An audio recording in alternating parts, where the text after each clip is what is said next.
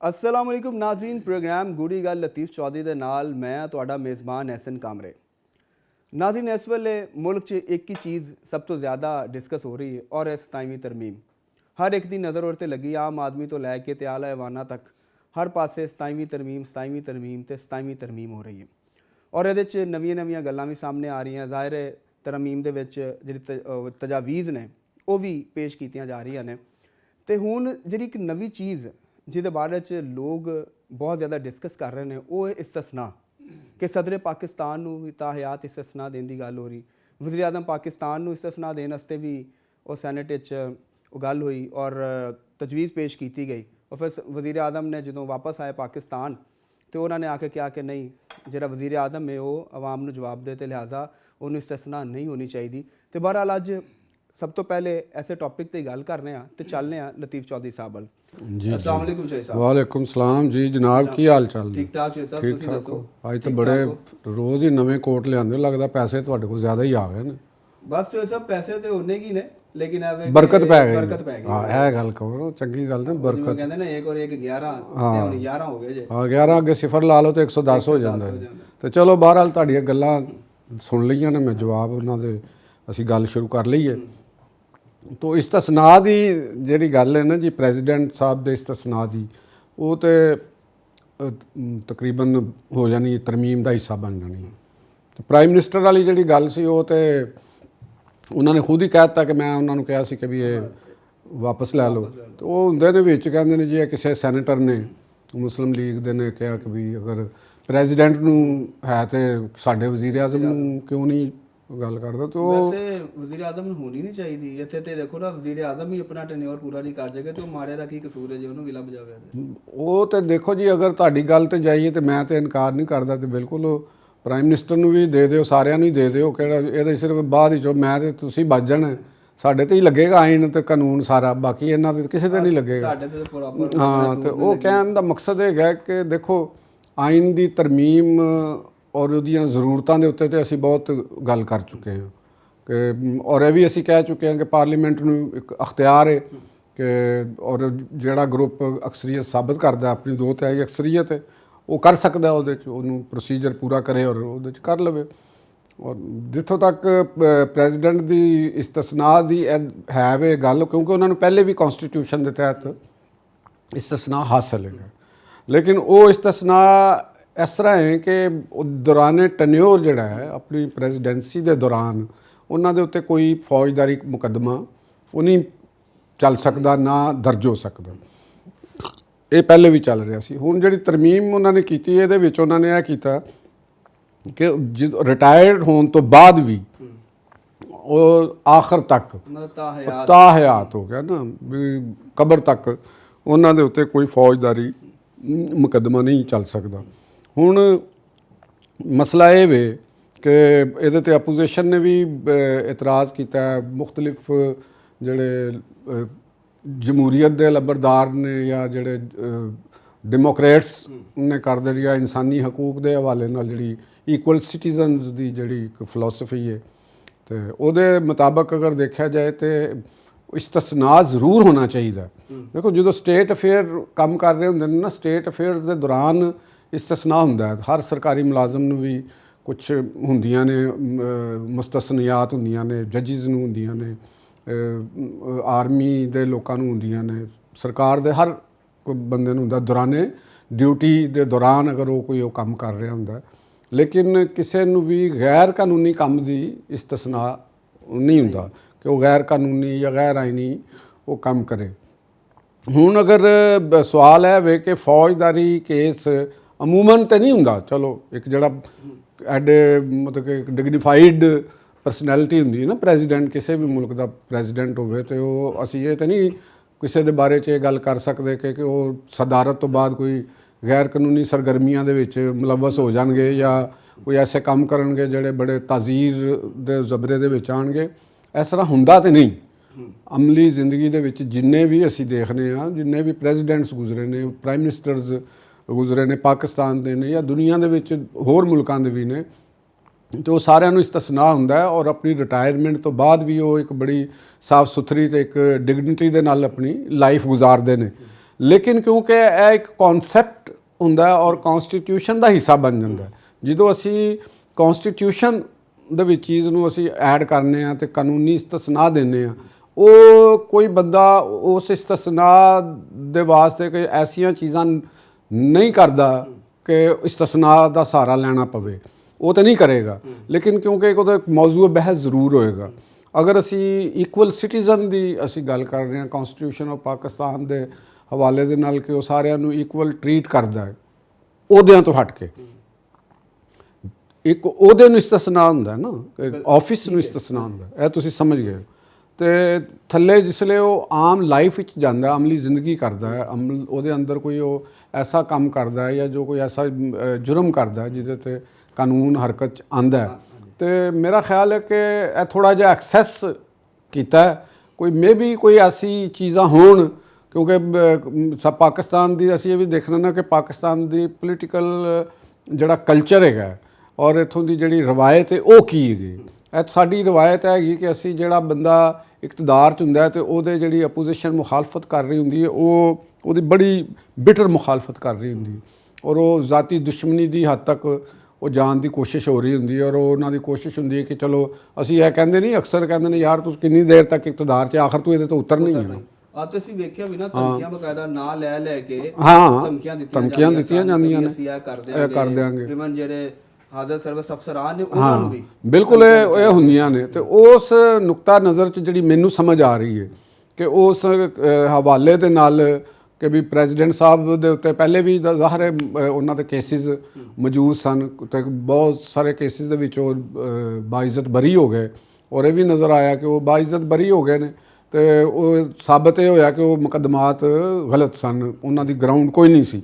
ਲੇਕਿਨ ਉਹਨਾਂ ਮੁਕੱਦਮਾਤ ਦੇ ਹਵਾਲੇ ਨਾਲ ਉਹਨਾਂ ਨੂੰ ਪ੍ਰਾਈਸ ਬਹੁਤ ਪੇ ਕਰਨੀ ਪਈ। ਉਹਨਾਂ ਦੀ ਜ਼ਿੰਦਗੀ ਦਾ ਬਹੁਤ ਇੱਕ ਕੀਮਤੀ ਹਿੱਸਾ ਜਿਹੜਾ ਹੈ ਉਹ ਜੇਲ੍ਹਾਂ ਦੀ ਨਜ਼ਰ ਹੋ ਗਿਆ, ਜਿਹਦੀ ਸਟੇਟ ਦੇ ਕੋਲ ਕੋਈ ਕੰਪਨਸੇਸ਼ਨ ਨਹੀਂ।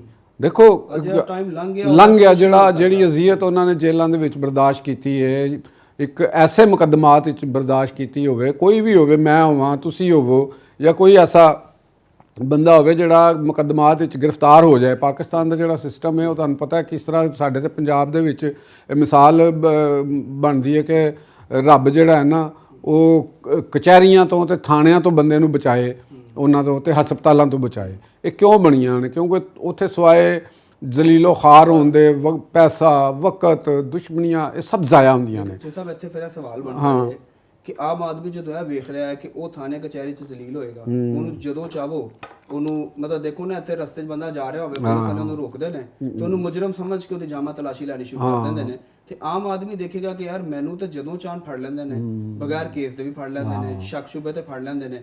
ਤੇ ਜਿਹੜਾ ਸਦਰੇ ਪਾਕਿਸਤਾਨ ਹੈ ਉਹਨੂੰ ਤਾਹਯਾਤ ਇਸਤਸਨਾ ਜਿਹੜੀ ਉਹ ਦੇਖੋ, ਮੈਂ ਜਿਹੜੀ ਤੁਹਾਨੂੰ ਆਵਾਮ 'ਚ ਜਿਹੜਾ ਇਤਮਾਦ ਹੈ ਉਹਨੂੰ ਕਿਵੇਂ ਨਹੀਂ, ਮੈਂ ਜਿਹੜੀ ਤੁਹਾਡੇ ਨਾਲ ਸਾਰੇ ਸਵਾਲ ਦਾ ਜਵਾਬ ਜਿਹੜਾ ਦੇ ਰਿਹਾ ਵਾਂ ਉਹ ਇਹੋ ਹੀ ਦੇ ਰਿਹਾ ਵਾਂ ਕਿ ਇਸਤਸਨਾ ਤੇ ਹੈ ਵੇ ਉਹਨਾਂ ਨੂੰ, ਲੇਕਿਨ ਜਿਹੜਾ ਬਾਅਦ ਵਿੱਚੋਂ ਉਹਨਾਂ ਦੀ ਦਿੱਤਾ ਗਿਆ ਉਸ ਆਫਿਸ ਨੂੰ, ਉਸ ਅਹੁਦੇ ਨੂੰ, ਉਹ ਮੇਰਾ ਖਿਆਲ ਹੈ ਕਿ ਉਹਦੇ ਤੇ ਬਹਿਸ ਹੈ ਵੇ ਔਰ ਉਹ ਨੋ ਡਾਊਟ ਕਿ ਜਿਹੜਾ ਅਸੀਂ ਇਕੁਅਲ ਸਿਟੀਜ਼ਨ ਆਫ ਪਾਕਿਸਤਾਨ ਦੇ ਹਵਾਲੇ ਦੇ ਨਾਲ ਜਿਹੜੀ ਚੀਜ਼ਾਂ ਹੁੰਦੀਆਂ ਨੇ ਜਾਂ ਅਸੀਂ ਦੁਨੀਆ ਦੇ ਹੋਰ ਮੁਲਕਾਂ ਦੇ ਵਿੱਚ ਜਿਹੜਾ ਅਸੀਂ ਸੂਰਤ ਹਾਲ ਦੇਖ ਰਹੇ ਹਾਂ, ਮਿਸਾਲ ਦੇ ਤੌਰ ਤੇ ਪ੍ਰੈਜ਼ੀਡੈਂਟ ਟਰੰਪ ਹੈ, ਅਮਰੀਕਨਸ ਪ੍ਰੈਜ਼ੀਡੈਂਟ, ਉਹਨਾਂ ਦੇ ਉੱਤੇ ਵੀ ਇੱਕ ਮੁਕੱਦਮਾ ਹੈ। ਉਹ ਇੱਕ ਮੁਕੱਦਮੇ ਦੇ ਵਿੱਚ ਉਹਨਾਂ ਦੀ ਉਹ ਸਜ਼ਾ ਵੀ ਉਹਨਾਂ ਨੂੰ ਹੋ ਚੁੱਕੀ ਹੈ, ਲੇਕਿਨ ਉਹ ਸਜ਼ਾ ਅਦਾਲਤ ਨੇ ਉਹਨਾਂ ਨੂੰ ਕਰਤਾ, ਉਹਨਾਂ ਨੂੰ ਸਹੂਲਤ ਦਿੱਤੀ ਕਿ ਉਹ ਸਦਾਰਤ ਦੇ ਉਹਦੇ ਤੱਕ ਉਹਨਾਂ ਦੇ ਉੱਤੇ ਨਾਫਜ਼ ਨਹੀਂ ਹੋਏਗੀ ਜਾਂ ਉਹ ਨਹੀਂ ਹੋਏਗਾ। ਲੇਕਿਨ ਜੋ ਹੀ ਉਹ ਸਦਾਰਤ ਤੋਂ ਉਤਰਨਗੇ ਉਹਨਾਂ ਦੇ ਖਿਲਾਫ ਉਹ ਕਾਰਵਾਈ ਸ਼ੁਰੂ ਹੋ ਜਾਏਗੀ, ਉਹਦੇ ਤੋਂ ਉਹਨਾਂ ਨੂੰ ਇਸਤਸਨਾ ਨਹੀਂ ਮਿਲ ਸਕਦਾ। ਕਿਉਂਕਿ ਉਸ ਤੋਂ ਬਾਅਦ ਤੇ ਉਹ ਸਾਬਕ ਸਦਨੀ ਇੱਕ ਆਮ ਆਦਮੀ ਨੇ ਤੇ ਜੁਰਮ ਦੀ ਨਵੀਅਤ ਜਿਹੜੀ ਹੈ ਉਹ ਫੌਜਦਾਰੀ ਹੈ, ਇਖਲਾਕੀ ਜੁਰਮ ਦੀ ਨਵੀਅਤ ਹੈ। ਇਹ ਤੁਸੀਂ ਫੌਜਦਾਰੀ ਵੀ ਜ਼ਰਾ ਸਾਡੇ ਵੇਖ ਲੈਣਾ, ਦੱਸ ਦਿਓ ਇਹਨੂੰ, ਇਹ ਨਾ ਸਮਝ ਹੁਣ ਕਿਤੇ ਫੌਜ ਦੀ ਨਹੀਂ, ਉਹ ਤੁਸੀਂ ਬੇਫਿਕਰ ਰਹੋ, ਜੇ ਫੌਜ ਵਾਲਾ ਕੰਮ ਹੁੰਦਾ ਤੇ ਅਸੀਂ ਬੋਲਣਾ ਹੀ ਨਹੀਂ ਸੀ। ਤੇ ਪਤਾ ਤੁਹਾਨੂੰ ਵੀ ਇਹ ਤੁਸੀਂ ਖਚਰੇ ਬਣ ਕੇ ਹੁਣ ਪੁੱਛੀ ਜਾ ਰਹੇ ਹੋ ਮੇਰੇ ਕੋਲੋਂ, ਚਲੋ ਉਹ ਮੈਂ ਵਜ਼ਾਹਤ ਕਰਨਾ। ਹਾਂ, ਤੇ ਉਹ ਫੌਜਦਾਰੀ ਤੋਂ ਮੁਰਾਦ ਹੈਗੀ ਹੈ ਕਿ ਜਿਹੜਾ ਕੋਈ ਐਸਾ ਇਖਲਾਕੀ ਜਰਾਇਮ ਆਉਂਦੇ ਨੇ ਜਿਨ੍ਹਾਂ ਚੋਂ ਮਤਲਬ ਤੁਸੀਂ ਐਸੇ ਕ੍ਰਿਮੀਨਲ ਐਕਟ ਦੇ ਵਿੱਚ ਮੁਲਵਸ ਹੋ, ਮਤਲਬ ਤੁਸੀਂ ਕੋਈ ਡਕੈਤੀਆਂ ਕਰਾ ਰਹੇ ਹੋ, ਰਸਾਗਿਰੀ ਤੁਸੀਂ ਕਰਵਾ ਰਹੇ ਹੋ, ਤੁਸੀਂ ਕੋਈ ਮਰਡਰ ਕਰਵਾ ਰਹੇ ਹੋ, ਤੁਸੀਂ ਕਰਪਸ਼ਨ ਕਰ ਰਹੇ ਹੋ, ਤੁਸੀਂ ਕਿਕ ਬੈਕਸ ਲਈਆਂ ਨੇ, ਮਗਰ ਸੋ ਮੈਨੀ ਮਤਲਬ ਕਿ ਕ੍ਰਾਈਮ ਨੇ ਜਿਹੜੇ ਤੁਸੀਂ PPC ਦੇ ਅੰਦਰ ਉਹ ਦਰਜ ਨੇ, ਪਾਕਿਸਤਾਨ ਪੈਨਲ ਕੋਡ ਦੇ ਅੰਦਰ ਵੀ ਉਹ ਦਰਜ ਨੇ। ਤੇ ਯਾਨੀ ਤੁਸੀਂ ਹਰ ਕਿਸਮ ਦੇ ਇਹ ਸਾਰੇ ਫੌਜਦਾਰੀ ਕੇਸਿਸ ਹੁੰਦੇ ਨੇ, ਕਿਸੇ ਦੀ ਜ਼ਮੀਨ ਤੇ ਕਬਜ਼ਾ ਕਰ ਲਿਆ, ਨਹੀਂ ਤੁਸੀਂ ਛੱਡਦੇ ਪਏ, ਤੁਸੀਂ ਤਾਕਤਵਰ ਹੋ, ਤੁਸੀਂ ਕਿਹਾ ਜਾ ਜੋ ਤੇਰਾ ਮਰਜ਼ੀ ਕਰ ਲੈ, ਤੇ ਫਿਰ ਤੁਹਾਡੇ ਤੇ ਮੁਕੱਦਮਾ ਨਹੀਂ ਹੋਏਗਾ, ਕੋਈ ਕੇਸ ਨਹੀਂ ਹੋਏਗਾ। ਤੇ ਉਹ ਇਹ ਚੀਜ਼ਾਂ ਸਾਰੀਆਂ ਹੁੰਦੀਆਂ ਨੇ। ਮੇਰਾ ਖਿਆਲ ਹੈਗਾ ਕਿ ਇਹ ਪਾਕਿਸਤਾਨ ਦੀ ਜਿਹੜੇ ਮਰੂਜ਼ੀ ਹਾਲਾਤ ਨੇ ਉਹਨਾਂ ਨੂੰ ਦੇਖਦੇ ਆਇਆ ਕੁਝ ਚੀਜ਼ਾਂ ਨੂੰ ਉਹਨਾਂ ਨੇ ਮੇਰੇ ਖਿਆਲ ਜ਼ਰੂਰੀ ਸਮਝਿਆ, ਔਰ ਸਾਡੇ ਕੋਲ ਇੱਕ ਇਹਦੇ ਬਾਰੇ 'ਚ ਹੈ ਵੇ ਆਪਸ਼ਨ ਕਿ 2/3 ਅਕਸਰੀਅਤ ਦੇ ਨਾਲ ਅਗਰ ਆਉਣ ਵਾਲੀ ਗਵਰਨਮੈਂਟ ਚਾਹੇ ਜਾਂ ਜਿਹੜੀ ਨਵੀਂ ਐਸੀ ਪਾਰਟੀ ਬਰਸਦੇ ਇਕਤਦਾਰ ਆਉਂਦੀ 2/3 ਅਕਸਰੀਅਤ ਲੈ ਕੇ, ਉਹ ਸਮਝਦੀ ਹੈ ਕਿ ਇਹ ਨਹੀਂ ਹੋਣਾ ਚਾਹੀਦਾ ਤੇ ਉਹ ਇਹਨਾਂ ਨੂੰ ਖ਼ਤਮ ਕਰ ਸਕਦੀ ਹੈ। ਲੇਕਿਨ ਮੇਰਾ ਖਿਆਲ ਹੈਗਾ ਕਿ ਕੋਈ ਨਹੀਂ ਖ਼ਤਮ ਕਰੇਗਾ। ਇੱਕ ਸਹੂਲਤ ਜਿਸ ਬੰਦੇ ਨੂੰ ਮਿਲ ਰਹੀ ਹੈ ਉਹਦਾ ਦਿਮਾਗ ਖਰਾਬ ਹੈ ਕਿ ਉਹ ਕਹੇ ਕਿ ਜੀ ਮੈਂ ਦੂਸਰੇ ਨੂੰ ਸਜ਼ਾ ਦੇਣ ਵਾਸਤੇ ਤੇ ਮੈਂ ਆਪਣੀ ਕੱਲ ਨੂੰ ਮੇਰੀ ਵਾਰੀ ਆ ਜਾਣੀ, ਤੇ ਇਹ ਨਹੀਂ ਹੋਣਾ ਕਿਸੇ ਵੀ ਸੂਰਤ ਵਿੱਚ। ਤੇ ਇਹਦਾ ਨਜਾਇਜ਼ ਫਾਇਦਾ ਵੀ ਤਾਂ ਚੁੱਕਿਆ ਜਾ ਸਕਦਾ ਨਹੀਂ, ਉਹਦੀ ਅਸੀਂ ਵਜ਼ਾਹਤ ਕਰ ਦਈਏ, ਅਸੀਂ ਅਜ਼ਿਊਮ ਨਹੀਂ ਕਰਨਾ। ਪਹਿਲੀ ਗੱਲ ਹੈਗੀ ਕਿ ਸਾਨੂੰ ਇੱਕ ਕਿਸੇ ਵੀ ਸ਼ਖਸੀਅਤ ਦੇ ਬਾਰੇ 'ਚ ਖਾਸ ਤੌਰ ਤੇ ਜਿਹੜੀਆਂ ਬਹੁਤ ਇੰਪੋਰਟੈਂਟ ਕਨਸਟੀਟਿਊਸ਼ਨਲ ਆਫਿਸਿਸ ਨੇ ਉਹਨਾਂ ਤੇ ਜਿਹੜੀਆਂ ਸ਼ਖਸੀਅਤ ਇਕਤਦਾਰ ਸਾਡੇ ਕੋਲ ਆਉਂਦੀਆਂ ਨੇ ਆਈਨ ਦੇ ਮੁਤਾਬਕ, ਪ੍ਰੈਜ਼ੀਡੈਂਟ ਸਾਹਿਬ ਨੇ, ਪ੍ਰਾਈਮ ਮਿਨਿਸਟਰਸ ਨੇ, ਸਪੀਕਰ ਅਸੈਂਬਲੀ, ਚੇਅਰਮੈਨ ਸੈਨੇਟਸ ਨੇ, ਅਫਵਾਜ ਪਾਕਿਸਤਾਨ ਦੇ ਜਿਹੜੇ ਟਾਪ ਅਹੁਦੇਦਾਰ ਨੇ, ਤੇ ਉਹਨਾਂ ਦੇ ਬਾਰੇ 'ਚ ਸਾਡੀ ਅਜ਼ਿਊਮ ਜਿਹੜੀ ਹੈ ਨਾ, ਅਜ਼ੰਪਸ਼ਨ ਜਿਹੜੀ ਹੈ ਉਹ ਇਹੋ ਹੀ ਹੈਗੀ ਹੈ ਕਿ ਉਹ ਅੱਛੇ ਲੋਕ ਨੇ, ਉਹਨਾਂ ਦੇ ਦਾਮਨ ਇਹਨਾਂ ਚੀਜ਼ਾਂ ਤੋਂ ਪਾਕ ਨੇ ਔਰ ਰਹਿਣਗੇ ਵੀ। ਐਡੇ ਬੇਵਕੂਫ ਤੇ ਨਹੀਂ ਉਹ ਲੋਕ ਹੈਗੇ, ਕੋਈ ਬੜੇ ਇੱਕ ਹਾਈਲੀ ਐਜੂਕੇਟਿਡ ਆਦਮੀ ਨੇ, ਇੱਕ ਪੂਰੇ ਪ੍ਰੋਸੈਸ ਚੋਂ ਲੰਘ ਕੇ ਇੱਕ ਬੜੇ ਵੱਡੇ ਆਫਿਸ ਦੇ ਉੱਤੇ ਆਉਂਦੇ ਨੇ। ਐਨੀਵਨ, ਦੇਖੋ ਕੋਈ ਵੀ ਹੈ, ਚਾਹੇ ਇਹਦਾ ਇਹ ਮਤਲਬ ਨਹੀਂ ਕਿ ਵੀ ਮੈਂ ਕਿਸੇ ਨੂੰ ਪਸੰਦ ਕਰ ਰਿਹਾ ਜਾਂ ਨਾ ਪਸੰਦ ਕਰ ਰਿਹਾ ਵਾਂ, ਕੋਈ ਵੀ ਬਤੌਰੇ ਪ੍ਰੈਜ਼ੀਡੈਂਟ ਆਉਂਦਾ। ਠੀਕ ਹੈ, ਮੈਂ ਤੁਸੀਂ ਜਰਨਲਾਈਜ਼ ਅਸੀਂ ਤੇ ਉਹਦੇ ਦੀ ਗੱਲ ਕਰ ਰਹੇ ਹਾਂ ਕਿ ਉਹਨੂੰ ਖੁਦ ਨੂੰ ਵੀ ਪਤਾ ਹੁੰਦਾ, ਜਿਹੜਾ ਇੱਕ ਐਡੇ ਵੱਡੇ ਉਹਦੇ ਤੋਂ ਸਬੂਦੋਸ਼ ਹੁੰਦਾ ਹੈ, ਉਹ ਡੈਫੀਨੇਟਲੀ ਉਹਨੂੰ ਚੀਜ਼ਾਂ ਦਾ ਖੁਦ ਨੂੰ ਕਹਿੰਦੇ ਨੇ ਨਾ ਕਿ ਵੀ ਸਿਆਣੇ ਸਾਡੇ ਪਿੰਡਾਂ 'ਚ ਕਹਿੰਦੇ ਨੇ ਨਾ ਕਿ ਵੀ ਯਾਰ ਅਸੀਂ ਕਿਸੇ ਦੇ ਨਾਲ ਲੜਾਈ ਵੀ ਕਰਨੇ, ਅਸੀਂ ਕਹਿੰਦੇ ਯਾਰ ਤੇਰੀ ਨਹੀਂ ਤੇਰੇ ਵੱਡਿਆਂ ਦਾ ਮੂੰਹ ਮਾਰਦਾ, ਠੀਕ ਹੈ ਨਾ। ਤੇ ਉਹ ਇਹ ਇੰਝ ਹੀ ਹੁੰਦੀ ਹੈ ਕਿ ਜਿਸਲੇ ਵੀ ਤੁਸੀਂ ਕੋਈ ਵੱਡੇ ਉਹਦੇ ਤੋਂ ਰਿਟਾਇਰਡ ਹੁੰਦੇ ਹੋ ਨਾ, ਤੇ ਇੱਕ ਤੁਹਾਡੇ ਉੱਤੇ ਖੁਦ ਵੀ ਇੱਕ ਬੜਾ ਬੋਝ, ਇੱਕ ਸੈਂਸਰ, ਇੱਕ ਅਹਿਸਾਸ ਪੈਦਾ ਹੁੰਦਾ ਕਿ ਯਾਰ ਮੈਂ ਅਗਰ ਕੋਈ ਐਸਾ ਕੰਮ ਕਰਾਂਗਾ ਤੇ ਲੋਕ ਮੈਨੂੰ ਕੀ ਕਹਿਣਗੇ ਕਿ ਮੈਂ ਪ੍ਰੈਜ਼ੀਡੈਂਟ ਆਫ ਪਾਕਿਸਤਾਨ ਤੇ ਇਹ ਕੰਮ ਕਰ ਰਿਹਾ ਹਾਂ। ਲਿਹਾਜ਼ਾ ਮੈਂ ਤੇ ਕਮ ਅਜ਼ ਕਮ ਇਹ ਚੀਜ਼ ਨੂੰ ਅਜ਼ਿਊਮ ਕਰਨਾ ਵਾ ਕਿ ਜਿਹੜੇ ਇੰਨੇ ਵੱਡੇ ਅਹੁਦਿਆਂ ਦੇ ਉੱਤੇ ਹੁੰਦੇ ਨੇ ਉਹਨਾਂ ਦੀ ਜ਼ਿਹਨੀ ਸਤ੍ਹਾ ਬੁਲੰਦ ਹੁੰਦੀ ਹੈ, ਉਹ ਕੋਈ ਐਸਾ ਕੰਮ ਦੇ ਵਿੱਚ ਇਨਵੋਲਵ ਨਹੀਂ ਹੁੰਦੇ, ਤੇ ਉਹ ਇਸਤਸਨਾ ਅਗਰ ਮਿਲ ਗਿਆ ਤੇ ਤਾਂ ਵੀ ਕੋਈ ਗੱਲ ਨਹੀਂ। ਲੇਕਿਨ ਅਗਰ ਅਸੀਂ ਇੱਕ ਉਹਦੀ ਥਿਊਰੀ ਦੇ ਹਿਸਾਬ ਨਾਲ ਦੇਖਦੇ ਹਾਂ, ਥਿਊਰੀ ਜਿਹੜੀ ਹੈ ਔਰ ਕਨਸਟੀਟਿਊਸ਼ਨਲਿਜ਼ਮ ਅਸੀਂ ਦੇਖਦੇ ਹਾਂ ਔਰ ਡੈਮੋਕ੍ਰੇਸੀ ਦੇ ਪ੍ਰਿੰਸੀਪਲਸ ਨੂੰ ਦੇਖਦੇ ਹਾਂ, ਇਕੁਐਲਿਟੀ ਦੇ ਪ੍ਰਿੰਸੀਪਲਸ ਨੂੰ ਦੇਖਦੇ ਹਾਂ, ਤੇ ਫਿਰ ਉਸ ਹਿਸਾਬ ਦੇ ਨਾਲ ਇਹ ਥੋੜ੍ਹੀ ਜਿਹੀ ਐਕਸੈਸ ਹੋਈ ਹੈ ਇਹਦੇ ਅੰਦਰ। ਤੇ ਅਗਰ ਇਹ ਨਾ ਵੀ ਕਰਦੇ ਤੇ ਮੇਰਾ ਖਿਆਲ ਹੈ ਕਿ ਆਪਣੀ ਜਿੰਨੀ ਕੁ ਉਹਨਾਂ ਨੂੰ ਇਮਿਊਨਿਟੀਜ਼ ਹੈ ਸਨ ਤੇ ਉਹਨਾਂ ਨੂੰ ਇੰਜੋਏ ਕਰਦੇ, ਤੇ ਇਹੀ ਬਹੁਤ ਜ਼ਿਆਦਾ ਇਮਿਊਨਿਟੀਜ਼ ਹੁੰਦੀਆਂ ਨੇ। ਤੇ ਕਿਉਂਕਿ ਪਾਕਿਸਤਾਨ ਵਰਗੇ ਮੁਲਕ ਦੇ ਅੰਦਰ ਪਹਿਲੇ ਹੀ ਇੱਕ ਜਿਹੜੀ ਪਾਵਰ ਨੂੰ ਉਹਦੀ ਯੂਜ਼, ਉਹਦਾ ਗਲਤ ਇਸਤੇਮਾਲ ਕਰਨਾ ਉਹ ਆਮ ਜੀ ਗੱਲ ਸਮਝੀ ਜਾਂਦੀ ਹੈ। ਤੇ ਬਹਰਹਾਲ ਔਰ ख़ास ਤੌਰ ਤੇ ਪੀਪਲਸ ਪਾਰਟੀ ਦੀ ਹਕੂਮਤ ਹੈ ਔਰ ਨੂਨ ਲੀਗ ਦੀ ਹਕੂਮਤ ਨੇ, ਦੋਨਾਂ ਨੇ ਮਿਸਾ ਕੇ ਜਮਹੂਰੀਅਤ ਵੀ ਕੀਤਾ ਹੈ ਔਰ ਉਹੀ ਇਸ ਤਰਮੀਮ ਦਾ ਮੇਨ ਉਹਦਾ ਰੋਲ ਅਦਾ ਕਰ ਰਹੇ ਨੇ। ਤੇ ਮੇਰਾ ਖਿਆਲ ਹੈ ਕਿ ਇਨਸ਼ਾਅੱਲਾ ਕੋਈ ਵੀ ਅਗਰ ਹੰਗਾਮੀ ਸੂਰਤ ਹਾਲ ਦੇ ਮੁਤਾਬਕ ਕੋਈ ਐਸੀ ਤਰਮੀਮ ਕਰਨੀ ਪਈ ਹੈ ਤੇ ਉਹ ਵਕਤ ਦੀ ਜ਼ਰੂਰਤ ਹੋਏਗੀ, ਤੇ ਉਹਦੇ ਤੋਂ ਬਚਣ ਵਾਸਤੇ ਇਹ ਕੀਤੀਆਂ ਗਈਆਂ ਨੇ। ਹੋਰ ਵੀ ਤਾਂ ਤਰਮੀਮਾਂ ਬਹੁਤ ਸਾਰੀਆਂ ਕੀਤੀਆਂ ਗਈਆਂ ਨੇ, ਜਿਵੇਂ ਕੋਰਟ ਦੇ ਹਵਾਲੇ ਨਾਲ ਅਸੀਂ ਕੀਤੀਆਂ ਗਈਆਂ ਨੇ। ਅੱਛਾ, ਉਹ ਬਾਅਦ ਚੋਂ ਤੁਸੀਂ ਅਜੇ ਮੈਨੂੰ ਫਸਾ ਕੇ ਰੱਖਣਾ ਜੇ, ਤੇ ਟਾਈਮ ਮੁੱਕ ਗਿਆ ਹੋਣਾ, ਤੁਹਾਨੂੰ ਬ੍ਰੇਕ ਦਾ ਤੇ ਨਹੀਂ ਟਾਈਮ ਆ ਗਿਆ, ਲਵੋ ਤੁਸੀਂ ਬ੍ਰੇਕ। ਚਲੋ ਨਾਜ਼ਰੀਨ, ਇਸਤਸਨਾ ਦੇ ਹਵਾਲੇ ਨਾਲ ਤੁਸੀਂ ਚੌਧਰੀ ਸਾਹਿਬ ਦੀ ਗੱਲ ਸੁਣੀ, ਉਹ ਕਹਿ ਰਹੇ ਨੇ ਕਿ ਜ਼ਾਹਿਰ ਪਾਕਿਸਤਾਨ ਦੇ ਜਿਹੜੇ ਮਾਰੂਜ਼ੀ ਹਾਲਾਤ ਨੇ ਉਹਦੇ ਹਵਾਲੇ ਨਾਲ ਕੋਈ ਸੋਚ ਕੇ ਕੋਈ ਬਿਹਤਰ ਫੈਸਲਾ ਹੀ ਕੀਤਾ ਹੋਏਗਾ, ਔਰ ਵੈਸੇ ਉਹਨਾਂ ਨੂੰ ਇਸਤਸਨਾ ਤੇ ਹਾਸਿਲ ਹੈ। ਲੇਕਿਨ ਤਾਹਿਆਤ ਇਸਤਸਨਾ ਦੇ ਹਵਾਲੇ ਨਾਲ ਚੌਧਰੀ ਸਾਹਿਬ ਦੇ ਵੀ ਕੁਝ ਤਹਫੁਜ਼ਾਤ ਵੀ ਨੇ, ਲੇਕਿਨ ਉਹਨਾਂ ਨੇ ਇਹ ਸਮਝਦੇ ਹੋਏ ਕਿ ਜ਼ਾਹਿਰ ਹੈ ਜਿਹੜੇ ਪਾਵਰ 'ਚ ਲੋਕ ਹੈ ਨੇ ਉਹਨਾਂ ਨੇ ਕੁਝ ਪਾਕਿਸਤਾਨ ਦੇ ਹਾਲਾਤ ਨੂੰ ਵੇਖਦੇ ਹੋਏ ਬਿਹਤਰ ਫੈਸਲਾ ਕੀਤਾ ਹੋਏਗਾ। ਬ੍ਰੇਕ ਤੋਂ ਬਾਅਦ ਜਦੋਂ ਵਾਪਸ ਆਵਾਂਗੇ ਤੇ ਗੱਲ ਕਰਾਂਗੇ ਕਿ ਤਹਿਰੀਕ ਤਹਫੁਜ਼ ਪਾਕਿਸਤਾਨ ਨੇ ਇਹਦੇ 'ਤੇ ਤਹਿਰੀਕ ਚਲਾਉਣ ਦਾ ਐਲਾਨ ਕਰ ਦਿੱਤਾ ਹੈ। तो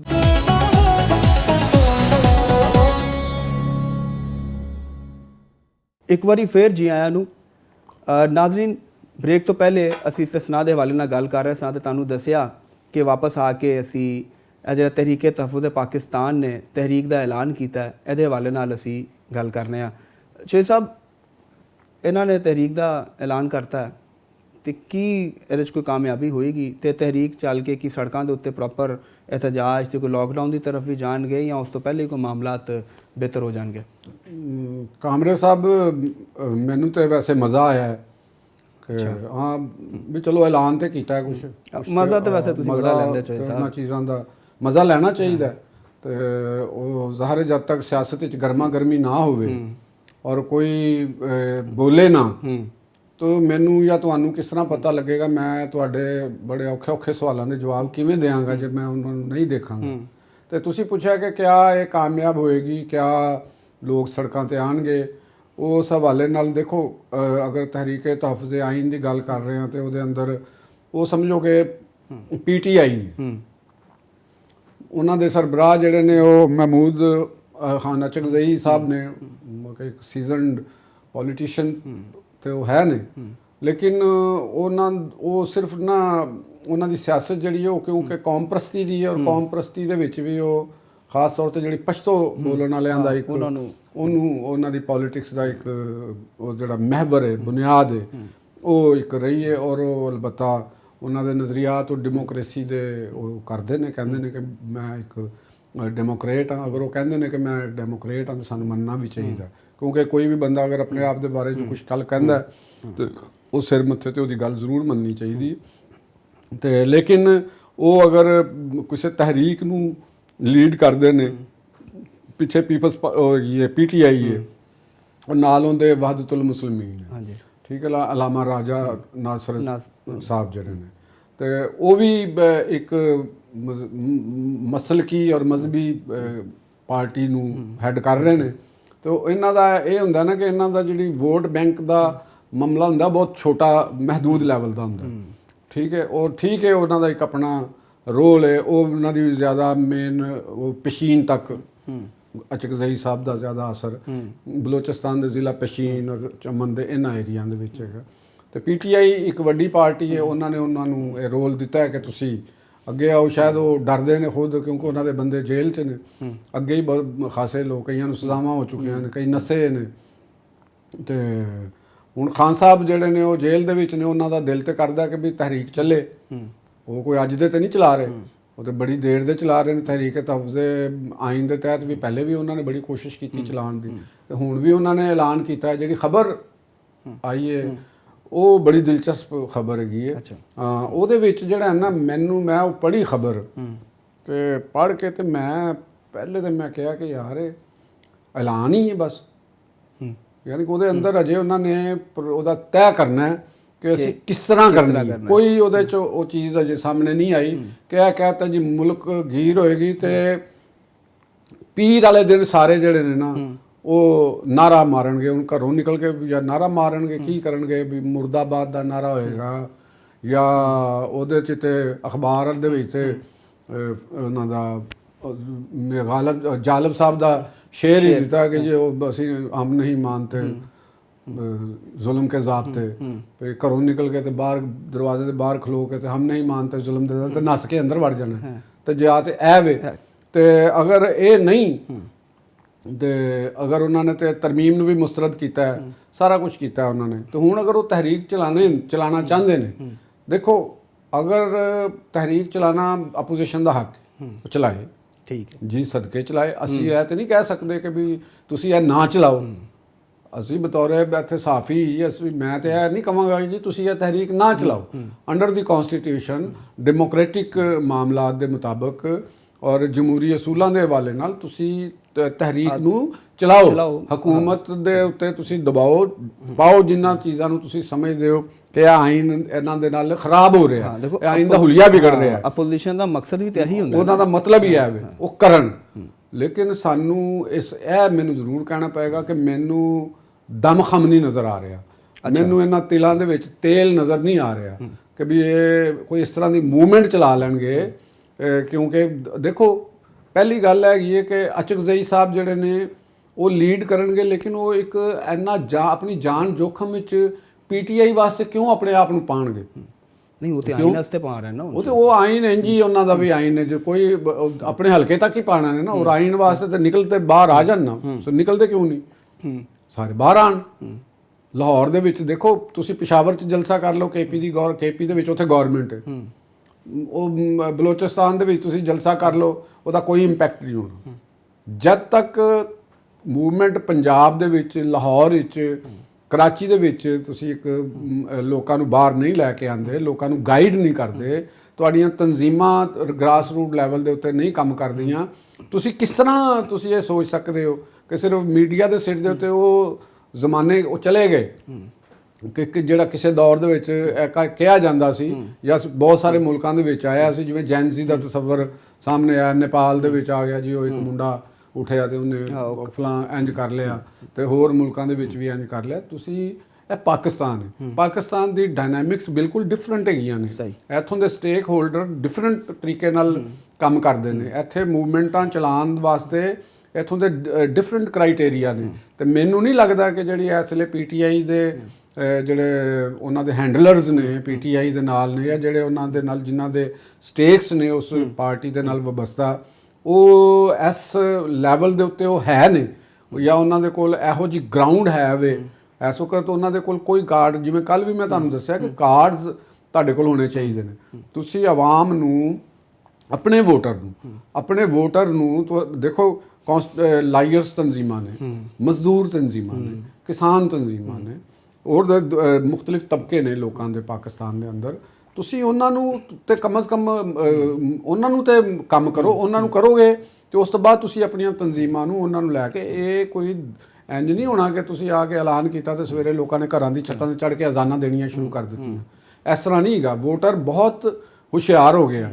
ਪਹਿਲੀ ਗੱਲ ਤਾਂ ਹੈਗੀ ਕਿ ਤੁਸੀਂ ਪੀਟੀਆਈ ਦੀ ਪੋਲਿਟਿਕਸ ਦੀ ਜਿਹੜੀ ਖਾਮੀ ਹੈ, ਉਹਨਾਂ ਦੀ ਲੀਡਰਸ਼ਿਪ ਦੀ ਖਾਮੀ ਹੈ, ਉਹ ਇੱਕੋ ਹੀ ਸਾਹ 'ਚ ਕਹਿੰਦੇ ਨੇ ਕਿ ਇਹ ਫਾਰਮ 47 ਦੀ ਹਕੂਮਤ ਗੈਰ ਆਈਨੀ ਹੈ, ਇਹ ਆਈਨੀ ਨਹੀਂ ਹੈ। ਠੀਕ ਹੋ ਗਿਆ।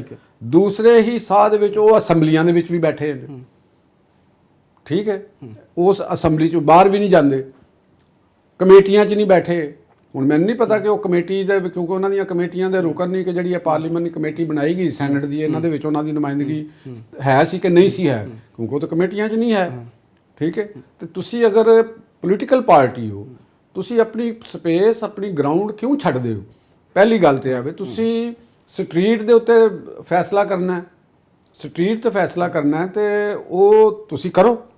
ਸਟਰੀਟ ਦੇ ਵਿੱਚ ਲੋਕ ਤੁਸੀਂ ਲਿਆਓ ਨਾ, ਉਹ ਤੁਸੀਂ ਨਹੀਂ ਲਿਆ ਸਕਦੇ। ਬਸ ਸਟਰੀਟ ਦੇ ਫੈਸਲੇ ਤੁਸੀਂ ਇਲੈਕਸ਼ਨ ਤੇ ਕਰੋ ਨਾ। ਉਹ ਇਸ ਟਾਈਮ ਤੇ ਹੁਣ ਬਹਿਸ ਜਿਹੜੀ ਹੈ ਆਇਨ ਦੇ ਉੱਤੇ, ਉਹ ਤੇ ਪਾਰਲੀਮੈਂਟ 'ਚ ਚੱਲ ਰਹੀ ਹੈ, ਤੇ ਤੁਸੀਂ ਉੱਥੇ ਤੇ ਉਹਨਾਂ ਨੇ ਬਹਿਣਾ ਨਹੀਂ। ਹਾਂ, ਆਪਣੇ ਇਹੋ ਹੀ ਮੈਂ ਇਹਨਾਂ ਨੂੰ ਕੱਲ ਵੀ ਕਹਿ ਰਿਹਾ ਸੀ, ਕੱਲ ਵੀ ਮੈਂ ਇਹੋ ਹੀ ਗੱਲ ਕਹੀ ਸੀ ਕਿ ਪੀਟੀਆਈ ਦੀ ਜਿਹੜੀ ਲੀਡਰਸ਼ਿਪ ਹੈ, ਉਹਨਾਂ ਨੂੰ ਇੱਕ ਪੋਲੀਟੀਕਲ ਪਾਰਟੀ ਦੀ ਤਰ੍ਹਾਂ ਬਿਹੇਵ ਕਰਨਾ ਚਾਹੀਦਾ ਹੈ। ਇੱਕ ਬੜਾ ਦਾਨਿਸ਼ਮੰਦ, ਬੜਾ ਬਾਰੀਕ ਜਿਹਾ ਔਰ ਬੜੇ ਨਾਜ਼ੁਕ ਇਹ ਕੰਮ ਹੁੰਦਾ ਹੈ। ਮਹਿਜ਼ ਹਰ ਕੰਮ ਜਜ਼ਬਾਤ ਦੇ ਨਾਲ ਜਾਂ ਘਿਰਾਓ ਜਲਾਓ ਨਾਲ, ਜਾਂ ਮਾਰ ਦਿਓ, ਕੁੱਟ ਦਿਓ, ਇਹ ਦੇ ਨਾਲ, ਉਸ ਤਰ੍ਹਾਂ ਇਹ ਚੀਜ਼ਾਂ ਨਹੀਂ ਹੁੰਦੀਆਂ। ਤੁਸੀਂ ਇੱਕ ਗਵਰਨਮੈਂਟ ਦੇ ਹਵਾਲੇ ਦੇ ਨਾਲ ਜਾਂ ਇੱਕ ਪਾਰਲੀਮੈਂਟ ਦੇ ਹਵਾਲੇ ਨਾਲ ਕਹੋ ਕਿ ਜੀ ਇਹ ਪਾਰਲੀਮੈਂਟ ਤੇ ਆਈਨੀ ਨਹੀਂ ਹੈ, ਇਹ ਤਾਂ ਰਿਗਡ ਇਲੈਕਸ਼ਨ ਦੇ ਜ਼ਰੀਏ ਇਕਤਦਾਰ ਦੇ ਵਿੱਚ ਆਈ। ਠੀਕ ਹੈ, ਤੁਹਾਡੀ ਗੱਲ ਠੀਕ ਹੋਏਗੀ, ਅਸੀਂ ਇਸ ਗੱਲ ਨੂੰ ਵੀ ਨਹੀਂ ਕਹਿੰਦੇ। ਅਸੀਂ ਬਤੌਰੇ ਸਾਫੀ ਜਿਹੜੀ ਗੱਲ ਕਰ ਰਹੇ ਹਾਂ, ਮੈਂ ਜਿਹੜੀ ਕਰ ਰਿਹਾ, ਮੈਂ ਇਹ ਨਹੀਂ ਕਹਿੰਦਾ ਕਿ ਜੋ ਉਹਨਾਂ ਦਾ ਮੌਕਫ ਗਲਤ ਹੋਏਗਾ। ਮੌਕਫ ਤੁਸੀਂ ਆਪਣਾ ਸਾਬਤ ਕਰਨਾ, ਉਹ ਵੀ ਇੱਕ ਪ੍ਰੋਸੈਸ ਹੈਗਾ। ਉਹ ਆਈਨ ਔਰ ਕਾਨੂੰਨ ਨੇ ਇੱਕ ਪ੍ਰੋਸੈਸ ਤੁਹਾਡੇ ਕੋਲ ਦਿੱਤਾ ਹੈ, ਤੁਸੀਂ ਉਸ ਪ੍ਰੋਸੈਸ ਨੂੰ ਫਾਲੋ ਕਰੋ। ਇਹ ਕਹਿਣਾ ਕਿ ਜੀ ਉਹ ਸਾਨੂੰ ਉਸ ਸਿਸਟਮ ਦੇ ਵਿੱਚੋਂ ਕੁਝ ਨਹੀਂ ਮਿਲ ਰਿਹਾ, ਉਹ ਸਿਸਟਮ ਸਾਨੂੰ ਰਿਲੀਫ ਨਹੀਂ ਦੇ ਰਿਹਾ। ਅਗਰ ਜਿਸ ਸਿਸਟਮ ਦੇ ਤਹਿਤ ਤੁਸੀਂ ਇਕਤਦਾਰ ਦੇ ਵਿੱਚ ਆਉਂਦੇ ਹੋ, ਜਦੋਂ ਤੁਸੀਂ ਆਪੋਜੀਸ਼ਨ 'ਚ ਹੁੰਦੇ ਹੋ, ਜਿਸਲੇ ਤੁਹਾਨੂੰ ਰਿਲੀਫ ਨਹੀਂ ਮਿਲ ਰਿਹਾ ਹੁੰਦਾ, ਤਾਂ ਇਹਦਾ ਮਤਲਬ ਹੈ ਕਿ ਸਿਸਟਮ ਤੁਹਾਡੀ ਗੱਲ ਨੂੰ ਨਹੀਂ ਮੰਨ ਰਿਹਾ, ਸਿਸਟਮ ਤੁਹਾਡੀ ਆਰਗੂਮੈਂਟ ਨੂੰ ਤਸਲੀਮ ਨਹੀਂ ਕਰ ਰਿਹਾ। ਠੀਕ ਹੈ। ਜਿਸਲੇ ਇਕਤਦਾਰ ਦੇ ਵਿੱਚ ਤੁਸੀਂ ਬੈਠੇ ਹੁੰਦੇ ਹੋ, ਉਸ ਲਈ ਸਿਸਟਮ ਤੁਹਾਨੂੰ ਬਹੁਤ ਅੱਛਾ ਲੱਗ ਰਿਹਾ ਹੁੰਦਾ, ਕਿਉਂਕਿ ਉਹ ਸਿਸਟਮ ਤੁਹਾਨੂੰ ਸਪੋਰਟ ਕਰ ਰਿਹਾ ਹੁੰਦਾ। ਉਦੋਂ ਤਾਂ ਸਾਰੇ ਕਹਿੰਦੇ ਸੇਮ ਪੇਜ ਹੈ, ਸੇਮ ਸਿਸਟਮ ਹੈ। ਤੇ ਜਦੋਂ ਤੁਸੀਂ ਉਸ ਸਿਸਟਮ ਦੇ ਆਪੋਜ਼ਿਟ ਆ ਕੇ ਖੜੇ ਹੁੰਦੇ ਹੋ, ਤੇ ਉਸ ਲਈ ਤੁਹਾਨੂੰ ਉਸ ਸਿਸਟਮ ਦੀਆਂ ਖਾਮੀਆਂ ਨਜ਼ਰ ਆਉਂਦੀਆਂ ਨੇ। ਤੁਸੀਂ ਬਹਰਹਾਲ, ਚਾਹੇ ਮੈਂ ਪਾਕਿਸਤਾਨ ਦਾ ਸ਼ਹਿਰੀ ਹਾਂ, ਤੁਸੀਂ ਵੀ ਪਾਕਿਸਤਾਨ ਦੇ ਸ਼ਹਿਰੀ ਹੋ, ਇੱਥੇ ਬਹੁਤ ਸਾਰੀਆਂ ਚੀਜ਼ਾਂ ਦੇ ਉੱਤੇ ਪਾਬੰਦੀਆਂ ਨੇ, ਬਹੁਤ ਸਾਰੀਆਂ ਚੀਜ਼ਾਂ ਦੇ ਉੱਤੇ ਕਾਨੂੰਨੀ ਪਾਬੰਦੀਆਂ ਨੇ। ਕਾਨੂੰਨ ਦੇ ਮੁਤਾਬਕ ਅਸੀਂ ਉਹ ਕੰਮ ਨਹੀਂ ਕਰ ਸਕਦੇ। ਸਾਡਾ ਦਿਲ ਵੀ ਕਰਦਾ ਹੋਵੇ ਤੇ ਅਸੀਂ ਉਹ ਨਹੀਂ ਕਰ ਸਕਦੇ, ਕਿਉਂਕਿ ਸਾਨੂੰ ਗ੍ਰਿਫਤਾਰੀ ਦਾ, ਕਾਨੂੰਨੀ ਚਾਰਾਜੋਈ ਦਾ ਸਾਨੂੰ ਖਤਰਾ ਰਹਿੰਦਾ ਹੈ, ਅਸੀਂ ਯੂਰਪ ਵਿੱਚੋਂ ਕਰ ਸਕਦੇ ਹਾਂ। ਲੇਕਿਨ ਗੱਲ ਉਹੀ ਹੈ ਨਾ ਕਿ ਉਹ ਭਾਵੇਂ ਅਸੀਂ ਉਹਨੂੰ ਬੁਰਾ ਸਮਝ ਰਹੇ ਹੋਈਏ, ਲੇਕਿਨ ਉਹ ਕਾਨੂੰਨ ਹੈ, ਉਹ ਸਿਸਟਮ ਹੈ, ਉਹ ਸਾਨੂੰ ਮੰਨਣਾ ਤਾਂ ਪਏਗਾ। ਤੁਸੀਂ ਇਸ ਸਿਸਟਮ 'ਚੋਂ, ਤੁਹਾਨੂੰ ਉਸ ਸਿਸਟਮ ਨੇ ਇੱਕ ਰਸਤਾ ਦੱਸਿਆ ਕਿ ਤੁਸੀਂ ਕਹਿੰਦੇ ਹੋ ਕਿ ਰਿਗਡ ਇਲੈਕਸ਼ਨ ਹੈ, ਇਹ ਫਾਰਮ 47 ਦੀ ਹਕੂਮਤ ਹੈ, ਉਹਦੇ ਵਾਸਤੇ ਫੋਰਮ ਨੇ, ਉਹਦੇ ਵਾਸਤੇ ਮੁxtਲਿਫ ਕਾਨੂੰਨੀ ਚਾਰਾਜੋਈ ਹੈ। ਤੁਹਾਨੂੰ ਹਰ ਸੂਰਤ ਵਿੱਚ ਉਹੀ ਇਖਤਿਆਰ ਕਰਨਾ ਪਏਗਾ। ਤੁਸੀਂ ਇਹ ਨਹੀਂ ਗੱਲ ਕਰ ਸਕਦੇ ਕਿ ਕੋਈ ਤੁਹਾਨੂੰ ਉਸ ਸਿਸਟਮ ਤੋਂ ਅਬਵ ਜਾਂ ਉਸ ਸਿਸਟਮ ਤੋਂ ਬਾਹਰ ਨਿਕਲ ਕੇ ਕੋਈ ਰਿਲੀਫ ਦੇ ਦਿੱਤਾ ਜਾਏ। ਫਿਰ ਤਾਂ ਸਿਸਟਮ ਨਾ ਰਹੇਗਾ। ਸਿਸਟਮ ਨੇ ਆਪਣੇ ਨਾਲ ਚੱਲਣਾ, ਤੁਸੀਂ ਸਿਸਟਮ ਦੇ ਨਾਲ ਤੁਸੀਂ ਚੱਲਣਾ, ਸਿਸਟਮ ਨੇ ਤੁਹਾਡੇ ਨਾਲ ਨਹੀਂ ਚੱਲਣਾ ਹੁੰਦਾ। ਲੇਕਿਨ ਉਹ ਤੇ ਕਹਿੰਦੇ ਨੇ ਕਿ ਸਾਡੇ ਨਾਲ ਆਵਾਮ ਦੀ ਇੰਨੀ ਤਾਕਤ ਹੋਏਗੀ ਤੇ ਸਿਸਟਮ ਅਸੀਂ ਆਪਣਾ ਹੀ ਬਣਾ ਲਵਾਂਗੇ। ਸਿਸਟਮ ਆਪਣਾ ਬਣਾ ਲੈਣ, ਸਿਸਟਮ ਬਣਾਉਣ ਤੋਂ ਤਾਂ ਕਿਸੇ ਨੇ ਨਹੀਂ ਰੋਕਿਆ। ਦੇਖੋ, ਜਿਸਲੇ ਇਨਕਲਾਬ ਕੀ ਹੁੰਦਾ, ਇਨਕਲਾਬ ਦਾ ਮਤਲਬ ਹੀ ਹੁੰਦਾ ਕਿ ਇੱਕ ਚੀਜ਼ ਨੂੰ ਮੁਕੰਮਲ ਤੌਰ ਤੇ ਹਟਾ ਕੇ ਤੇ ਦੂਸਰੀ ਚੀਜ਼ ਲੈ ਆਉਣਾ। ਦੁਨੀਆ ਦੇ ਵਿੱਚ ਇਨਕਲਾਬ ਤੇ ਆਏ ਨੇ ਨਾ, ਇਹ ਤਾਂ ਨਹੀਂ ਸੀ ਕਹਿ ਸਕਦੇ ਕਿ ਨਹੀਂ ਆਏ, ਉਹ ਘੱਟ ਆਏ ਨੇ। ਆਵਾਮ ਨਿਕਲੀ ਹੈ, ਚੇਅਰਮੈਨ ਮਾਓ ਦਾ ਇਨਕਲਾਬ ਆਇਆ ਹੈ, ਈਰਾਨ ਦੇ ਵਿੱਚ ਆਇਤੁੱਲਾ ਖਮੀਨੀ ਸਾਹਿਬ ਦਾ ਇਨਕਲਾਬ ਆਇਆ ਹੈ, ਬੰਗਲਾਦੇਸ਼ ਦੇ ਵਿੱਚ ਕਿਸੇ ਹੱਦ ਤੱਕ ਆਇਆ ਗੋ, ਪੂਰਾ ਸਿਸਟਮ ਤਬਦੀਲ ਨਹੀਂ ਹੋਇਆ, ਲੇਕਿਨ ਉੱਥੇ ਚੇਂਜ ਹੋਈ ਹੈ, ਇੱਕ ਰਜੀਮ ਚੇਂਜ ਤੇ ਕਮ ਸੇ ਕਮ ਹੋਈ ਹੈ। ਉਹ ਮੇਰੇ ਕਹਿਣ ਨਾਲ ਤੇ ਨਹੀਂ ਰੁਕੇਗੀ। ਉਹ ਤੁਹਾਡੇ 'ਚ ਹਿੰਮਤ ਹੈ। ਉਹ ਜਿਵੇਂ ਸ਼ੇਰ ਦੇ ਸ਼ਿਕਾਰ ਦਾ ਪਤਾ ਹੈ ਨਾ ਕਿ ਉਹ ਸ਼ੇਰ ਦੇ ਕੋਲ ਇੱਕ ਲੂਮੜ ਚਲਾ ਗਿਆ, ਉਹਨੇ ਕਿਹਾ ਜੀ ਯਾਰ ਮੈਂ ਤੇ ਨਹੀਂ ਕਰਾਂਗਾ, ਸ਼ੇਰ ਤਗੜਾ ਸ਼ਿਕਾਰ ਕਰ ਲਿਆ ਕਰੇਗਾ। ਉਹ ਸ਼ੇਰ ਨੂੰ ਮਸ਼ਵਰਾ ਦਿੰਦਾ ਕਿ ਜਨਾਬ ਤੁਸੀਂ ਨਾ, ਤੁਹਾਨੂੰ ਕੰਮ ਨਹੀਂ ਹੋਏਗਾ ਤੇ ਅਸੀਂ ਸ਼ਿਕਾਰ ਲਿਆਵਾਂਗੇ ਤੇ ਤੁਸੀਂ ਇੱਥੇ ਆਪਣੀ ਕਾਰ ਸ਼ਿਕਾਰ ਕਰ ਲੈਣਾ, ਸਾਨੂੰ ਹਿੱਸਾ ਦੇ ਦੇਣਾ, ਅਸੀਂ ਖੁਸ਼ ਹਾਂ। ਉਹ ਕਹਿੰਦਾ ਠੀਕ ਹੈ। ਉਹ ਗਿੱਦੜ ਦੇ ਲੂਮੜ ਚਲੇ ਜਾਂਦੇ ਨੇ, ਹਿਰਨ ਨੂੰ ਘੇਰ ਕੇ ਲੈ ਆਉਂਦੇ ਨੇ ਤੇ ਹਿਰਨ ਦਾ ਉਹ ਸ਼ਿਕਾਰ ਕਰ ਲੈਂਦਾ। ਹੁਣ ਉਹ ਦੋਵੇਂ ਜਣੇ ਬਹਿ ਜਾਂਦੇ। ਉਹ ਸ਼ੇਰ ਨੇ ਉਹਨਾਂ ਦਾ ਹਿੱਸਾ ਕਰਨਾ ਹੁੰਦਾ, ਉਹ ਹਿੱਸਾ ਕਰਕੇ ਇਹਨਾਂ ਤੇ ਉਹਦੇ 3 ਹਿੱਸੇ ਕਰ ਦਿੰਦਾ। ਉਹ ਬੜੇ ਖੁਸ਼ ਹੁੰਦੇ ਨੇ ਵੀ ਯਾਰ ਉਹਨੇ 3 ਹਿੱਸੇ ਕਰ ਦਿੱਤੇ ਨੇ, ਇੱਕ ਉਹਦਾ, ਇੱਕ ਲੂਮੜ ਦਾ, ਇੱਕ ਜੈਕਲ ਦਾ ਹੋ ਗਿਆ। ਉਹਨੇ ਕਿਹਾ ਯਾਰ ਇਹ ਤਾਂ ਬਹੁਤ ਅੱਛਾ ਹੋ ਗਿਆ। ਦਿਲ 'ਚ ਖੁਸ਼ ਹੁੰਦੇ ਨੇ, ਜ਼ਾਹਰ ਨਹੀਂ ਕਰਦੇ। ਸ਼ੇਰ ਜਿਹੜਾ ਨਾ ਉਹ ਆਪਣਾ ਹਿੱਸਾ ਕਹਿ ਲੈਂਦਾ, ਕਹਿੰਦਾ ਜੀ ਇਹ ਦੇਖੋ ਇਹ ਤੇ ਹੋ ਗਿਆ ਮੇਰਾ ਹਿੱਸਾ। ਠੀਕ। ਉਹ ਸਾਰੇ ਕਹਿੰਦੇ ਨੇ ਜੀ ਬਿਲਕੁਲ ਬਾਦਸ਼ਾਹ ਸਲਾਮਤ ਹੈ, ਤੁਹਾਡਾ ਹੋਵੇ, ਸਾਨੂੰ ਕੋਈ ਇਤਰਾਜ਼ ਨਹੀਂ। ਤੇ ਫਿਰ ਉਹ ਕਹਿੰਦਾ ਦੂਸਰਾ ਹਿੱਸਾ ਫੜਦਾ, ਕਹਿੰਦਾ ਜੀ ਇਹ ਵਾਲਾ ਹਿੱਸਾ ਜਿਹੜਾ ਹੈ ਨਾ ਇਹ ਵੀ ਮੇਰਾ ਹੋ ਗਿਆ, ਕਿਉਂਕਿ ਮੈਂ ਆਪਣੀ ਜਾਨ ਖਤਰੇ 'ਚ ਪਾ ਕੇ ਸ਼ਿਕਾਰ ਕੀਤਾ ਹੈ। ਤੁਸੀਂ ਤੇ ਵੈਸੇ ਹੀ ਲਿਆਏ ਹੋ ਨਾ ਕਿ ਮੈਂ ਜਾਨ ਖਤਰੇ 'ਚ ਪਾਈ। ਸ਼ਿਕਾਰ ਕਰਨਾ ਆਸਾਨ ਕੰਮ ਨਹੀਂ ਹੈਗਾ। ਉਹ ਥੋੜੇ ਜਿਹੇ ਮਾਯੂਸ ਹੁੰਦੇ ਨੇ, ਚੁੱਪ ਕਰ ਜਾਂਦੇ ਨੇ, ਕਹਿੰਦੇ ਚਲੋ ਯਾਰ ਇੱਕ ਵੀ ਅਸੀਂ ਛੋਟੇ ਹਾਂ, ਇੱਕ ਤੇ ਮਿਲੇਗਾ ਨਾ। ਉਹ ਤੀਸਰੇ ਲਈ ਇਸ਼ਾਰਾ ਕਰਕੇ ਕਹਿੰਦਾ ਭਾਜੀ ਇਹ ਬਚ ਗਿਆ ਤੀਸਰਾ, ਤੇ ਜਿਹਦੇ 'ਚ ਹਿੰਮਤ ਹੈਗੀ ਤੇ ਉਹ ਲੈ ਲਵੇ। ਤੇ ਇਨਕਲਾਬ ਹਿੰਮਤ ਹੈਗੀ, ਹਿੰਮਤ ਹੈ। ਠੀਕ। ਉਹਨੂੰ ਕਿਸੇ ਨੇ ਆਨ ਨਹੀਂ ਦੇਣਾ। ਜਿਹੜਾ ਸਿਟਿੰਗ ਸੈਟਅਪ ਹੁੰਦਾ ਹੈ ਉਹ ਤੇ ਉਹਦੀ ਭਰਪੂਰ ਮੁਖਾਲਫਤ ਕਰੇਗਾ। ਉਹ ਆਪਣੇ ਆਖਰੀ ਸਤ੍ਹਾ ਤੇ ਜਾ ਕੇ ਇਨਕਲਾਬ ਨੂੰ ਰੋਕੇਗਾ। ਉਹ ਤੇ ਆਪਣੀ ਹਿੰਮਤ ਹੈਗੀ ਹਿੱਸਾ ਲੈਣਾ ਤੇ ਉਹ ਅਗਰ ਹਿੰਮਤ ਹੈ ਤੇ ਲੈਣ। ਉਹ ਤੇ ਮੇਰੇ ਕਹਿਣ ਨਾਲ ਵੀ ਨਹੀਂ ਰੁਕਣਾ ਤੇ ਤੁਹਾਡੇ ਕਹਿਣ ਨਾਲ ਵੀ ਨਹੀਂ ਰੁਕਣਾ। ਤੇ ਮੈਂ ਫਿਰ ਬ੍ਰੇਕ ਲੈ ਲਵਾਂ? ਹਾਂ ਤੁਸੀਂ ਲਵੋ, ਬ੍ਰੇਕ ਲਾਓ। ਨਾਜ਼ਰੀਨ, ਤੁਸੀਂ ਚੋਇਸ ਸਾਹਿਬ ਦੀ ਗੱਲ ਸੁਣ ਲਈ ਕਿ ਉਹ ਜਿਹੜਾ ਤਹਿਰੀਕ ਤਹਫੁਜ਼ੇ ਆਇਨ ਜਿਹੜੇ ਉਹਨੇ ਜਿਹੜਾ ਤਹਿਰੀਕ ਦਾ ਐਲਾਨ ਕੀਤਾ, ਤੇ ਚੋਇਸ ਸਾਹਿਬ ਦੇ ਬਕੌਲ ਆਵੇ ਕਿ ਉਹ ਅਸੈਂਬਲੀਆਂ ਦੇ ਵਿੱਚ ਜਿਹੜਾ ਇਹਦੇ 'ਤੇ ਗੱਲਬਾਤ ਹੋਵੇ, ਬਾਹਰ ਇਹਦੇ 'ਚੋਂ ਕੁਛ ਵੀ ਨਹੀਂ ਲੱਭਣਾ। ਤੇ ਜਦੋਂ ਵਾਪਸ ਆਵਾਂਗੇ ਤੇ 27ਵੀਂ ਤਰਮੀਮ ਦੇ ਹਵਾਲੇ ਨਾਲ ਇੱਥੋਂ ਹੀ ਗੱਲ ਦਾ ਆਗਾਜ਼ ਕਰਾਂਗੇ। ਜਿਹੜੇ ਤੇ ਬਾਕੀ ਪਹਿਲੂ ਨੇ ਉਹਨਾਂ 'ਤੇ ਡਿਸਕਸ ਕਰਾਂਗੇ।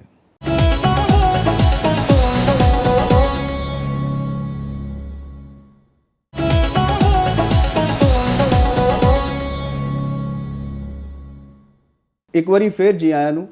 ਤੇ ਨਾਜ਼ਰੀਨ, ਹੁਣ ਗੱਲ ਕਰਨੇ ਆ ਕਿ ਜਿਹੜੀਆਂ ਛੋਟੀਆਂ ਜਮਾਤਾਂ ਨੇ ਉਹ ਵੀ ਆਪਣੀ ਸਿਫਾਰਸ਼ਾਤ ਜਿਹੜੀਆਂ ਨੇ ਉਹ ਪੇਸ਼ ਕਰ ਰਹੀਆਂ ਕਿ ਇਹ ਤਰਮੀਮ ਦੇ ਵਿੱਚ ਚੀਜ਼ਾਂ ਨੂੰ ਸ਼ਾਮਲ ਕੀਤਾ ਜਾਏ, ਜਿਹਦੇ 'ਚ ਅਸੀਂ ਦੇਖ ਰਹੇ ਹਾਂ ਕਿ ਖੈਬਰ ਪਖਤੂਨਖਵਾ ਦਾ ਨਾਂ ਤਬਦੀਲ ਕਰਨ ਦੇ ਹਵਾਲੇ ਨਾਲ ਵੀ ਹੈ। MKM ਨੇ ਬਲਦਿਆਤੀ ਇੰਤਖਾਬਾਤ ਦੇ ਹਵਾਲੇ ਨਾਲ ਗੱਲ ਕੀਤੀ। ਪੀਪਲਸ ਪਾਰਟੀ ਦੇ ਬਾਰੇ 'ਚ ਵੀ ਕੁਝ ਚੀਜ਼ਾਂ ਨੇ ਜਿਹੜੀਆਂ ਡਿਸਕਸ ਕਰਨੇ ਆ ਚੋਇਸ ਸਾਹਿਬ ਨਾਲ। ਦੇਖੋ ਜੀ, ਤੁਹਾਡੀ ਗੱਲ ਮੈਂ ਸਮਝ ਗਿਆ ਹਾਂ ਕਿ ਤੁਸੀਂ ਇਹ ਤਰਮੀਮਾਂ ਦੇ ਹਵਾਲੇ ਨਾਲ ਤੇ ਉਹ ਕੀ ਆਜ਼ਾਦ ਕਸ਼ਮੀਰ ਦਾ ਤੁਸੀਂ ਕੋਈ ਗੱਲ ਕਰਨਾ ਚਾਹ ਰਹੇ ਸੀ। ਆਜ਼ਾਦ ਬ੍ਰੇਕ 'ਚ ਅਸੀਂ ਡਿਸਕਸ ਕਰ ਰਹੇ ਸਾਂ ਕਿ ਉਹ ਵੀ ਕਰਾਂਗੇ, ਲੇਕਿਨ ਪਹਿਲੇ ਮੇਰਾ ਖਿਆਲ ਹੈ ਇੱਧਰ KP ਦੇ ਹਵਾਲੇ ਨਾਲ ਡਿਸਕਸ ਕਰ ਲਈਏ। ਇਹ ਜਿਹੜੀਆਂ ਤਰਮੀਮਾਂ ਪੇਸ਼ ਹੋਈਆਂ ਨੇ, ANP ਕਹਿ ਰਹੀ ਕਿ ਜੀ ਖੈਬਰ ਪਖਤੂਨਖਵਾ ਦਾ ਨਾਂ ਤਬਦੀਲ ਕਰਕੇ ਇਹਨਾਂ ਨੂੰ ਪਖਤੂਨਖਵਾ ਕਰ ਦਿਓ, ਤੇ ਇਹ ਉਧਰ ਹੀ ਸਾਰਾ ਧਿਆਨ ਕਿਉਂ ਬਾਰ-ਬਾਰ ਨਾਂ ਤਬਦੀਲ ਹੁੰਦੇ ਨੇ। ਦੇਖੋ ਗੱਲ ਹੈ, ਪਤਾ ਕੀ ਇਹ ਗੱਲ ਜਿਹੜੀ ਹੈ ਨਾ, ਇਹਨੂੰ ਕਹਿੰਦੇ ਨੇ ਪਾਣੀ 'ਚ ਮਧਾਣੀ ਪਾਣੀ। ਅੱਛਾ। ਨਿਕਲਣਾ ਨਿਕਲਾਣਾ ਕੁਛ ਨਹੀਂ। ਹੁਣ ਉਹਨਾਂ ਨੇ ਆਪਣੀ ਐਗਜ਼ਿਸਟੈਂਸ ਤੇ ਦੇਣੀ ਹੈ ਨਾ ਕਿ ਅਸੀਂ ਵੀ ਆਏ ਹਾਂ। ਠੀਕ ਹੈ ਨਾ। ਅਗਰ ਅਸੀਂ ਹਮਾਇਤ ਕਰ ਰਹੇ ਹਾਂ ਤੇ ਆਪਣਾ ਜਿਹੜਾ ਵੋਟ ਬੈਂਕ ਹੈ ਜਿਹੜਾ ਉਹਨਾਂ ਦਾ ਨਾਰਾ ਹੈ, ਜਿਵੇਂ ਐਮਕੇਐਮ ਨੇ ਕਰਾਚੀ ਦੇ ਹਵਾਲੇ ਦੇ ਨਾਲ ਬਲਦਿਆਤੀ ਅਦਾਰਿਆਂ ਨੂੰ ਜ਼ਿਆਦਾ ਅਖਤਿਆਰਾਤ ਦੇਣ ਦੀ ਗੱਲ ਕੀਤੀ ਹੈ, ਤੇ ਉਹਨਾਂ ਨੇ ਖੈਬਰ ਪਖਤੂਨਖਵਾ ਨੂੰ ਤੋਂ ਖੈਬਰ ਹਟਾਉਣ ਦੀ ਉਹਨੂੰ ਪਖਤੂਨਖਵਾ ਦੇ ਨਾਲ ਉਹ ਗੱਲ ਕੀਤੀ ਹੈ। ਤੇ ਉਹ ਉਹਨਾਂ ਨੇ ਆਪਣੇ ਆਪਣੇ ਵੋਟਰ ਨੂੰ ਦੱਸਣਾ, ਕਿਉਂਕਿ ਹਮਾਇਤ ਜੋ ਇਸ ਤਰਮੀਮ ਦੀ ਕਰਨੀ ਹੈ, ਤੇ ਉਹ ਕਹਿਣ ਤੇ ਉਹਨਾਂ ਦੇ ਕੋਲ ਹੋਏਗਾ ਨਾ ਜੀ ਅਸੀਂ ਦੇਖੋ ਕਿਹਾ ਸੀ ਤੇ ਨਹੀਂ ਮੰਨੀ ਗਈ, ਅਸੀਂ ਤੇ ਆਪਣਾ ਫਰਜ਼ ਪੂਰਾ ਕਰ ਲਿਆ। ਬਾਕੀ ਦੇ ਜਾਂ ਟੈਕਨੀਕੈਲਿਟੀਜ਼ ਦੇ ਹਵਾਲੇ ਨਾਲ ਜਾਂ ਉਹਨਾਂ ਦੇ ਗੱਲ ਨਾਲ ਐਮਕੇਐਮ ਦੀ ਅਗਰ ਇਹ ਕਹਿਣਾ ਕਿ ਬਲਦਿਆਤੀ ਅਦਾਰਿਆਂ ਨੂੰ ਤੁਸੀਂ ਬਾਖਤਿਆਰ ਬਣਾਓ, ਤੇ ਥਿਊਰੀ ਦੇ ਲਿਹਾਜ਼ ਨਾਲ ਤੇ ਉਹਨਾਂ ਦੀ ਗੱਲ ਠੀਕ ਹੈ, ਠੀਕ, ਮਗਰ ਬਲਦਿਆਤੀ ਅਦਾਰੇ ਬੇਸਿਕ ਡੈਮੋਕ੍ਰੇਸੀ ਹੁੰਦੀ ਹੈ, ਠੀਕ ਹੈ, ਨਰਸਰੀ ਕਹਿੰਦੇ ਨਰਸਰੀ ਹੈ ਉਹਨਾਂ ਦੀ, ਉਹ ਗ੍ਰਾਸ ਰੂਟ ਲੈਵਲ ਤੇ ਕੰਮ ਕਰਨਾ ਹੁੰਦਾ। ਔਰ ਐਮਕੇਐਮ ਜਿਹੜੀ ਹੈ ਉਹਦੇ 'ਚ ਉਹ ਇੱਕ ਮਿਡਲ ਕਲਾਸ ਦੇ ਨਾਲ ਉਹਨਾਂ ਦਾ ਤਾਲੁਕ ਰੱਖਦੇ ਨੇ ਪਾਕਿਸਤਾਨ ਦੇ ਵਿੱਚ, ਤੇ ਉਹਨਾਂ ਦੇ ਵਿੱਚ ਜਿੰਨੇ ਵੀ ਲੀਡਰਸ ਨੇ, ਪਾਰਲੀਮੈਂਟੇਰੀਅਨਸ ਨੇ, ਉਹ ਬੜੇ ਪੜ੍ਹੇ ਲਿਖੇ ਔਰ ਬੜੇ ਬਾਖਲਾਕ ਲੋਕ ਹੈਗੇ ਨੇ ਔਰ ਚੀਜ਼ਾਂ ਨੂੰ ਸਮਝਦੇ ਨੇ। ਦੇਖੋ ਅੱਗੇ ਨਾ ਪੂਰੀ ਹੋਵੇ, ਲੇਕਿਨ ਉਹਨਾਂ ਨੇ ਇੱਕ ਅੱਛੀ ਗੱਲ ਕਿ ਜਿਹੜੀ ਜ਼ਰੂਰੀ ਹੈ ਉਹਦਾ ਉਹਨਾਂ ਨੇ ਪੁਆਇੰਟ ਕੀਤਾ ਹੈ ਕਿ ਦੇਖੋ ਸਾਨੂੰ ਇਹਦੇ 'ਚ ਬਲਦਿਆਤੀ ਅਦਾਰਿਆਂ ਨੂੰ ਉਹਦੀ ਨਾ ਕਰਨਾ ਚਾਹੀਦਾ, ਉਹਨਾਂ ਨੂੰ ਅਖਤਿਆਰਾਤ ਦੇਣੇ ਚਾਹੀਦੇ ਨੇ। ਖਾਸ ਤੌਰ 'ਤੇ ਕਰਾਚੀ ਔਰ ਹੈਦਰਾਬਾਦ ਜੈਸੇ ਵੱਡੇ ਸ਼ਹਿਰ ਨੇ, ਉਹਨਾਂ ਦੇ ਵਿੱਚ ਬਲਦਿਆਤੀ ਔਰ ਸਿਟੀ ਡਿਸਟ੍ਰਿਕਟ ਗੌਰਮੈਂਟ ਦੇ ਅਦਾਰੇ ਜਿੰਨੇ ਪਾਵਰਫੁਲ ਹੋਣਗੇ, ਉਹਨਾਂ ਉੱਥੇ ਤਰੱਕੀਆਤੀ ਕੰਮ ਜ਼ਿਆਦਾ ਬਿਹਤਰ ਤਰੀਕੇ ਨਾਲ ਹੋਣਗੇ, ਸਫਾਈ ਦਾ ਇੰਤਜ਼ਾਮ ਜ਼ਿਆਦਾ ਬਿਹਤਰ ਤਰੀਕੇ ਦੇ ਨਾਲ ਹੋਏਗਾ, ਅਮਨੋ ਅਮਾਨ ਜ਼ਿਆਦਾ ਬਿਹਤਰ ਹੋਏਗਾ, ਸਕੂਲਿੰਗ ਔਰ ਇਸ ਤਰ੍ਹਾਂ ਦੀਆਂ ਚੀਜ਼ਾਂ ਦਾ ਉਹਦੇ 'ਚ ਹੋਏਗਾ। ਫਿਰ ਉਹਨਾਂ ਦਾ ਵੋਟ ਬੈਂਕ ਵੀ ਹੈ ਉਹਨਾਂ ਦਾ, ਤੇ ਉਹ ਉਹਨਾਂ ਦੇ ਵਾਸਤੇ ਅੱਗੇ ਮਨਜ਼ੂਰ ਹੁੰਦਾ ਹੈ ਜਾਂ ਨਹੀਂ ਹੁੰਦਾ, ਲੇਕਿਨ ਮੈਂ ਹਮਾਇਤ ਕਰਨਾ ਵਾ ਉਹਨਾਂ ਦੇ ਇਸ ਦੀ ਕਿ ਔਰ ਇਹਦੇ 'ਚ ਪਾਰਲੀਮਾਨੀ ਪਾਰਟੀ ਔਰ ਪਾਰਲੀਮਾਨੀ ਕਮੇਟੀ ਜਾਂ ਬਾਅਦ ਵਿੱਚੋਂ ਸਹੀ ਜਾਂ ਉਹਦੇ ਹਵਾਲੇ ਨਾਲ ਅਲੱਗ ਕੋਈ ਬਣਾ ਲੈਣ ਤੇ ਇਹਨੂੰ ਪਾਵਰ ਕਰਨ। ਤੇ ਬਾਕੀ ਰਹਿ ਗਿਆ ਨਹੀਂ, ਇਹਦੇ ਤੇ ਇੱਕ ਸਵਾਲ ਜਿਹੜਾ ਸੀ ਉਹ ਮੈਂ ਕਹਿ ਰਿਹਾ ਸੀ ਕਿ ਪੀਪਲਸ ਪਾਰਟੀ 18ਵੀਂ ਤਰਮੀਮ ਦੀ ਗੱਲ ਕਰਦੀ ਹੈ ਨਾ ਬਹੁਤ ਜ਼ਿਆਦਾ, ਤੇ 18ਵੀਂ ਤਰਮੀਮ 'ਚ ਇਹ ਸੀ ਕਿ ਵਫਾਕ ਤੋਂ ਜਿਹੜਾ ਵੇ ਸਿਆਸੀ ਮਾਲੀ ਤੇ ਇੰਤਜ਼ਾਮੀ ਇਖਤਿਆਰਾਤ ਆ ਜਾਣ ਥੱਲੇ ਸੂਬਿਆਂ ਨੂੰ, ਤੇ ਸੂਬੇ ਅੱਗੇ ਜ਼ਿਲ੍ਹੀ ਹੁਕੂਮਤਾਂ ਨੂੰ ਮੁੰਤਕਿਲ ਕਰਨਗੇ, ਤੇ ਇਸ ਹਵਾਲੇ ਨਾਲ ਤੇ ਪੀਪਲਸ ਪਾਰਟੀ ਦਾ ਆਪਣਾ ਵੀ ਤੇਰੇ ਤੇ ਜ਼ੋਰ ਹੋਣਾ ਚਾਹੀਦਾ ਨਾ। ਨਹੀਂ ਦੇਖੋ ਉਹ ਗੱਲ ਹੁੰਦੀ ਹੈ ਨਾ ਕਿ ਜਿਸਲੇ ਗੱਲ ਅਸੀਂ ਅੱਗੇ ਵੀ ਕਹਿੰਦੇ ਕਿ ਆਪਣੇ ਕੋਲ ਗੱਲ ਆਉਂਦੀ ਹੈ ਤੇ ਫਿਰ ਉਹ ਨਹੀਂ ਦਿਲ ਕਰਦਾ, ਜਿਵੇਂ ਵਫਾਕ ਦਾ ਦਿਲ ਨਹੀਂ ਕਰਦਾ ਵੀ ਸੂਬਿਆਂ ਨੂੰ ਦਿੱਤਾ ਜਾਵੇ, ਤੇ ਸੂਬਿਆਂ ਦੇ ਵਿੱਚ ਜਿਹੜੀ ਸੂਬਾਈ ਹਕੂਮਤਾਂ ਨੇ, ਸੂਬਾਈ ਅਫਸਰਸ਼ਾਹੀ ਹੈ, ਐਮਪੀਜ਼ ਨੇ, ਉਹਨਾਂ ਦਾ ਨਹੀਂ ਦਿਲ ਕਰਦਾ ਕਿ ਥੱਲੇ ਕਾਉਂਸਲਰਸ ਨੂੰ ਔਰ ਉਹਨਾਂ ਨੂੰ ਅਖਤਿਆਰਾਤ ਦਿੱਤੇ ਜਾਣ, ਤੇ ਫਿਰ ਅਸੀਂ ਉੱਥੇ ਕੀ ਕਰਾਂਗੇ ਜੀ ਬਹਿ ਕੇ, ਐਮਪੀਏ ਕੀ ਕਰੇਗਾ, ਕਿਉਂਕਿ ਸਾਡੇ ਤੇ ਜਿਹੜੇ ਕਾਨੂੰਨ ਸਾਜ਼ ਬਣਦੇ ਨੇ ਅਦਾਰਿਆਂ ਦੇ ਰੁਕਨ, ਉਹਨਾਂ ਨੇ ਤੇ ਨੌਕਰੀਆਂ ਦਵਾਉਣੀਆਂ ਹੁੰਦੀਆਂ ਨੇ, ਉਹਨਾਂ ਨੇ ਤੇ ਗਲੀਆਂ ਪੱਕੀਆਂ ਕਰਵਾਉਣੀਆਂ ਹੁੰਦੀਆਂ ਨੇ, ਉਹਨਾਂ ਨੇ ਆਪਣਾ ਕੰਮ ਤੇ ਕਰਨਾ ਕੋਈ ਨਹੀਂ, ਇਲਾਕੇ ਦਾ ਐਸਐਚਓ ਵੀ ਤਹਿਸੀਲਦਾਰ ਵੀ ਉਹਨਾਂ ਨੇ ਆਪਣਾ ਕਰਨਾ ਹੈ। ਤੇ ਜੇ ਉਹ ਥੱਲੇ ਚਲਾ ਗਿਆ ਤੇ ਫਿਰ ਐਮਪੀਏ ਕੌਣ ਬਣੇਗਾ? ਹਾਲਾਂਕਿ ਅਸੂਲਨ ਤੌਰ ਤੇ ਪੰਜਾਬ 'ਚ ਵੀ ਇਹ ਹੋਣਾ ਚਾਹੀਦਾ, ਕੇਪੀ ਦੇ ਵਿੱਚ ਵੀ ਇਹ ਹੋਣਾ ਚਾਹੀਦਾ, ਥੱਲੇ ਹੋਣਾ ਚਾਹੀਦਾ, ਫਿਰ ਹੀ ਜਾ ਕੇ ਇੱਕ ਡੈਮੋਕ੍ਰੇਸੀ ਔਰ ਸਿਆਸੀ ਜਮਾਤਾਂ ਜਿਹੜੀ ਫੈਡਰਲਿਸਟ ਕੂਵਤਾਂ ਨੇ ਜਾਂ ਜਿਹੜੀਆਂ ਪ੍ਰੋਵਿੰਸ਼ੀਅਲ ਦੇ ਉੱਤੇ ਲੈ ਕੇ ਬੈਠੀਆਂ ਇੱਕ ਤਬਕੇ ਨੇ, ਉਹ ਵੀ ਇੱਕ ਖੌਫ ਦਾ ਸ਼ਿਕਾਰ ਨੇ। ਹਾਲਾਂਕਿ ਐਸਾ ਕੋਈ ਨਹੀਂ ਗੱਲ, ਫੈਡਰੇਸ਼ਨ ਅੱਜ ਵੀ ਤਾਕਤਵਰ ਹੈ, ਫੈਡਰੇਸ਼ਨ ਦੀਆਂ ਜ਼ਰੂਰਤਾਂ ਸੂਬਿਆਂ ਨੂੰ ਪੂਰੀਆਂ ਕਰਨੀਆਂ ਪੈਣਗੀਆਂ, ਐਸਾ ਨਹੀਂ ਗੱਲ ਹੈਗੀ। ਤੇ ਹੁਣ ਅਸੀਂ ਮੇਰੇ ਖਿਆਲ ਗੱਲ ਕਰ ਲਈਏ ਏਐਨਪੀ ਦੀ ਵੀ, ਹਾਂਜੀ ਬਿਲਕੁਲ, ਕਿ ਉਹਨਾਂ ਨੇ ਇਹ ਤੇ ਉਹ ਜਿਵੇਂ ਨਾ ਬਾਸੀ ਦਾਲ ਦੇ ਵਿੱਚ ਉਬਾਲ ਵਾਲਾ ਕੰਮ ਹੈਗਾ ਕਿ ਏਐਨਪੀ ਦੇ ਨੂੰ ਸ਼ਾਇਦ ਸਵਾਏ ਇਸ ਤੋਂ ਕੋਈ ਹੋਰ ਨਾਰਾ ਨਹੀਂ ਹੈਗਾ। ਤੇ ਮੇਰੀ ਤੇ ਇਹ ਕਹਾਂਗਾ ਮੈਂ, ਇਮਲ ਵਲੀ ਖਾਨ ਸਾਹਿਬ ਜਿਹੜੇ ਨੇ ਉਹ ਬੜੇ ਅੱਛੇ ਬੰਦੇ ਨੇ ਔਰ ਉਹਨਾਂ ਨੇ ਫੈਡਰੇਸ਼ਨ ਦਾ ਹਮੇਸ਼ਾ ਸਾਥ ਦਿੱਤਾ ਹੈ।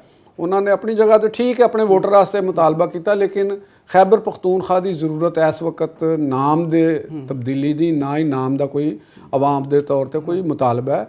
ਉੱਥੇ ਤੁਹਾਨੂੰ ਇੱਕ ਮੁਤਬਾਦਲ ਕਿਆਦਤ ਆਪਣੇ ਤੌਰ ਤੇ ਏਐਨਪੀ ਨੂੰ ਆਪਣਾ ਜਿਹੜਾ ਖੋਇਆ ਹੋਇਆ ਵੋਟ ਬੈਂਕ ਹੈ ਉਹ ਪੀਟੀਆਈ ਦੇ ਮੁਕਾਬਲੇ 'ਚ ਉੱਥੇ ਬਹਾਲ ਕਰਨ ਵਾਸਤੇ ਉਹਨੂੰ ਪੋਲੀਟੀਕਲ ਲੈਣਾ ਚਾਹੀਦਾ ਔਰ ਇੱਕ ਕੌਮੀ ਸਟੈਂਡ ਲੈਣਾ ਚਾਹੀਦਾ ਔਰ ਟੈਰਰਿਜ਼ਮ ਦੇ ਖਿਲਾਫ ਲੈਣਾ ਚਾਹੀਦਾ, ਫੈਡਰੇਸ਼ਨ ਦੇ ਹੱਕ 'ਚ ਲੈਣਾ ਚਾਹੀਦਾ ਔਰ ਲੋਕਾਂ ਦੀ ਖੈਬਰ ਪਖਤੂਨਖਵਾ ਦੇ ਆਵਾਮ ਦੀ ਤਮੀਰ ਔਰ ਤਰੱਕੀ ਕਿਸ ਤਰ੍ਹਾਂ ਹੋ ਸਕਦੀ ਹੈ ਉਹ ਪ੍ਰੋਗਰਾਮ ਦੇਣਾ ਚਾਹੀਦਾ। ਜਿਹੜੇ ਉੱਥੇ ਮਸਾਇਲ ਨੇ ਗੱਲ ਹੋਣੀ ਚਾਹੀਦੀ, ਉਹਦੇ ਦੇ ਉੱਤੇ ਗੱਲ ਹੋਣੀ ਚਾਹੀਦੀ ਹੈ। ਤੇ ਬਹਰਹਾਲ ਇਹ ਉਹਨਾਂ ਦੀ ਮਰਜ਼ੀ ਹੈ, ਸਾਡਾ ਕੰਮ ਸੀ ਉਹਨਾਂ ਨੂੰ ਇੱਕ ਆਪਣੇ ਦਿਮਾਗ ਦੇ, ਆਪਣੇ ਜ਼ਿਹਨ ਦੇ, ਆਪਣੀ ਸੋਚ ਦੇ ਮੁਤਾਬਕ ਇੱਕ ਗੱਲ ਕਰਨੀ।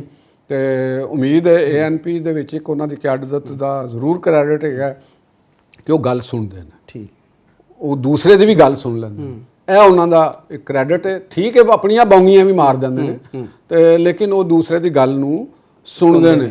ਉਹ ਪੀਟੀਆਈ ਦੀ ਤਰ੍ਹਾਂ ਨਹੀਂ ਹੈਗੇ ਕਿ ਉਹ ਉਹਨਾਂ ਨੂੰ ਪੈ ਜਾਣਾ ਦੂਸਰੇ ਬੰਦੇ ਨੂੰ, ਉਹ ਇਹ ਉਹਨਾਂ ਦੇ ਵਿੱਚ ਹੌਸਲਾ ਜਿਹੜਾ ਕ੍ਰੈਡਿਟ ਉਹਨਾਂ ਨੂੰ ਦੇਣਾ ਚਾਹੀਦਾ। ਆਜ਼ਾਦ ਕਸ਼ਮੀਰ ਦਾ ਟੂਰ ਕਰ ਲਈਏ ਮੈਂ ਕਹਿੰਦਾ, ਤੁਸੀਂ ਕਰੋ, ਤੁਸੀਂ ਬਹੁਤ ਲੈ ਚਲੋ ਮੈਨੂੰ ਵੀ ਨਾਲ। ਹਾਂ, ਤੇ ਨਾਲ ਹੀ ਚੱਲਾਂਗੇ। ਤੇ ਉੱਥੇ ਜੀ ਸਾਹਿਬ ਪੀਪਲਸ ਪਾਰਟੀ ਜਿਹੜੇ ਮੁਤਾਲਬਾਤ ਵੀ ਰੱਖ ਰਹੀ ਤੇ ਅਹਿਮ ਇਸ ਟਾਈਮ ਇਤਿਹਾਦੀ ਚੋਂ ਮਤਲਬ ਬੜੇ ਵੋਟ ਨੇ ਉਹਦੇ ਕਿ ਉਹਦੇ ਬਗੈਰ ਇਹ ਤਰਮੀਮ ਮਨਜ਼ੂਰ ਵੀ ਨਹੀਂ ਹੋ ਸਕਦੀ। ਤੇ ਇਹ ਗਿਵ ਐਂਡ ਟੇਕ ਦੇ ਵਿੱਚ ਆਜ਼ਾਦ ਕਸ਼ਮੀਰ 'ਚ ਜਿਹੜੀ ਤਬਦੀਲੀ ਆ ਰਹੀ ਹਕੂਮਤ ਦੇ ਵਿੱਚ, ਉਹਦੇ 'ਚ ਪੀਪਲਸ ਪਾਰਟੀ ਨੂੰ ਕੋਈ ਸ਼ੇਅਰ ਮਿਲ ਸਕਦੇ, ਉੱਥੋਂ ਦੀ ਹਕੂਮਤ ਬਣ ਸਕਦੀ?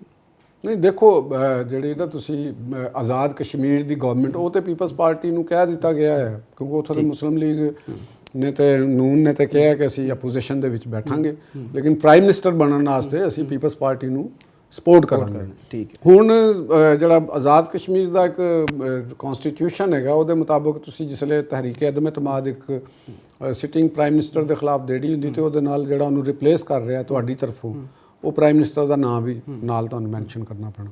ਤਾਂ ਮੈਨੂੰ ਲੱਗਦਾ ਹੈ ਕਿ ਸ਼ਾਇਦ ਹਜੇ ਕਿਸੇ ਨਾਂ ਦੇ ਉੱਤੇ ਉੱਥੇ ਇਤਫਾਕ ਨਹੀਂ ਹੋ ਰਿਹਾ। ਤੇ ਦੂਸਰਾ ਇਹ ਵੀ ਇੱਕ ਤਾਸਰ ਪੈਦਾ ਹੋ ਸਕਦਾ ਹੈ ਜਾਂ ਪੋਸੀਬਲ ਇਹ ਵੀ ਹੋ ਸਕਦਾ ਹੈ ਕਿ ਪੀਪਲਸ ਪਾਰਟੀ ਔਰ ਮੁਸਲਿਮ ਲੀਗ ਨੂਨ ਇਹ ਚਾਹੁੰਦੇ ਹੋਣ ਕਿ ਜਿਹੜੇ ਇਸ ਵੇਲੇ ਵਜ਼ੀਰ ਆਜ਼ਮ ਨੇ ਉਹਨਾਂ ਦੇ ਖਿਲਾਫ ਬਜਾਏ ਇਸ ਤੋਂ ਕਿ ਅਦਮ ਇਤਮਾਦ ਕਰਕੇ ਤੇ ਉਹਨਾਂ ਨੂੰ ਰੁਖਸਤ ਕੀਤਾ ਜਾਏ, ਉਹ ਅਗਰ ਕੋਈ ਐਸਾ ਮਾਮਲਾ ਐਸੀ ਉਹਨਾਂ ਨੂੰ ਮਨਾ ਲਿੱਤਾ ਜਾਏ ਜਾਂ ਉਹਨਾਂ ਨਾਲ ਨੈਗੋਸ਼ੀਏਟ ਕਰ ਲਿੱਤਾ ਜਾਏ ਕਿ ਉਹ ਆਪਣੇ ਉਹਦੇ ਨੂੰ ਖੁਦ ਉਹਦੇ ਤੋਂ ਛੱਡ ਜਾਣ ਤੇ ਨਵੇਂ ਵਾਸਤੇ ਰਸਤਾ ਹਮਵਾਰ ਹੋ ਜਾਏ। ਤਾਂ ਜਿਹੜੀ ਗਿਵ ਐਂਡ ਟੇਕ ਦੀ ਗੱਲ ਹੈ, ਉਹ ਤੇ ਦੇਖੋ ਮੈਂ ਅੱਗੇ ਵੀ ਤੁਹਾਨੂੰ ਦੱਸ ਚੁੱਕਿਆ ਹਾਂ ਔਰ ਆਪਣੇ ਸੁਣਨ ਵਾਲੇ ਔਰ ਦੇਖਣ ਵਾਲਿਆਂ ਨੂੰ ਵੀ ਇਹ ਚੀਜ਼ ਦੱਸਣਾ ਚਾਹੁੰਦਾ ਵਾਂ ਕਿ ਪੀਪਲਸ ਪਾਰਟੀ ਜਿਸ ਤਰ੍ਹਾਂ ਮੁਸਲਿਮ ਲੀਗ ਨੂਨ ਇਸ ਸਿਸਟਮ ਦੀ ਸਟੇਕ ਹੋਲਡਰ ਹੈ, ਇਕੁਅਲੀ ਪੀਪਲਸ ਪਾਰਟੀ ਵੀ ਇਸ ਸਿਸਟਮ ਦੀ ਸਟੇਕ ਹੋਲਡਰ। ਠੀਕ ਹੈ। ਇਹ ਨਹੀਂ ਅਸੀਂ ਕਹਿ ਸਕਦੇ ਕਿ ਜੀ ਨੂਨ ਲੀਗ ਸਿਰਫ ਮੁਸਲਿਮ ਲੀਗ ਵੱਡੀ ਸਟੇਕ ਹੋਲਡਰ ਹੈ, ਉਨੀ ਹੀ ਪੀਪਲਸ ਪਾਰਟੀ ਵੀ ਹੈ, ਕਿਉਂਕਿ ਦੋਨਾਂ ਦਾ ਮੁਲਕ ਦੇ ਹਵਾਲੇ ਦੇ ਨਾਲ, ਮੁਲਕ ਦੀ ਪੋਲਿਟਿਕਸ ਦੇ ਹਵਾਲੇ ਨਾਲ, ਮੁਲਕ ਨੂੰ ਚਲਾਉਣ ਦੇ ਹਵਾਲੇ ਦੇ ਨਾਲ ਦੋਨੋਂ ਦੇ ਦਰਮਿਆਨ ਹਮਆਹੰਗੀ ਪਾਈ ਜਾਂਦੀ ਹੈ ਔਰ ਇਸਟੈਬਲਿਸ਼ਮੈਂਟ ਦੀ ਵੀ ਉਸੇ ਰੁਖ ਦੇ ਉੱਤੇ ਪਾਲਿਸੀ ਹੈ।